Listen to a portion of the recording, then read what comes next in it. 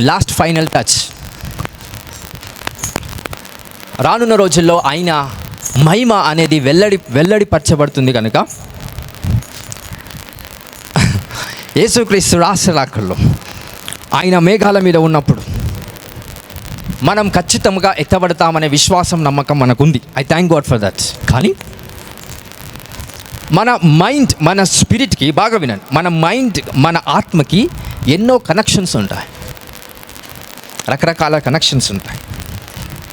ఆ కనెక్షన్స్లో రిలేషన్స్ అంటే అక్క, బావ, అన్న, వదిన, తమ్ముడు, మరదలు, రైట్, రకరకాల ఇవన్నీ those are the relations which is around us. అవన్నీ మన చుట్టూ తిరుగుతూ ఉంటాయండి.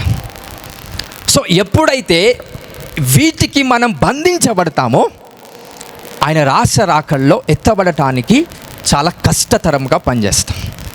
సో ఆయన రాకడలో ఎత్తబడాలంటే ఎమోషనల్గా మనం బంధిలమై ఉండకూడదు, విశ్వాసం చేత బంధించబడాలి. Not be binded by the emotions. హల్లెలూయా. ఒక 6 రోజులు 5 రోజులు మీతో పాటు ఉన్నారు కొంతమంది, సంఘస్థులు అనుకోండి, చుట్టాలు అంత సీన్లే, కానీ సంఘస్థులు అనుకోండి.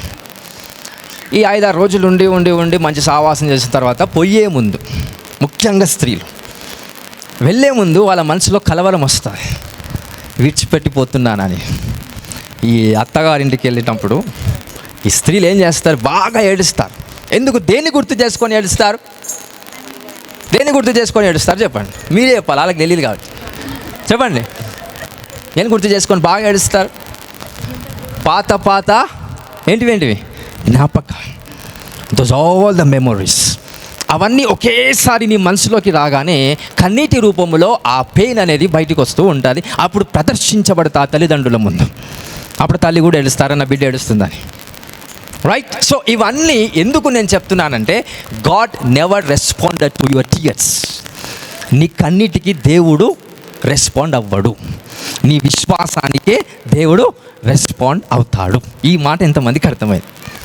నేను కన్నీళ్ళు కారుస్తున్నా, కన్నీటి ప్రార్థన చేస్తున్నా, నువ్వు 1000 సంవత్సరాలు కన్నీటి ప్రార్థన చేయి, ఆ కన్నీటిలో విశ్వాసం లేకపోతే దేవుడు రెస్పాండ్ కాడు.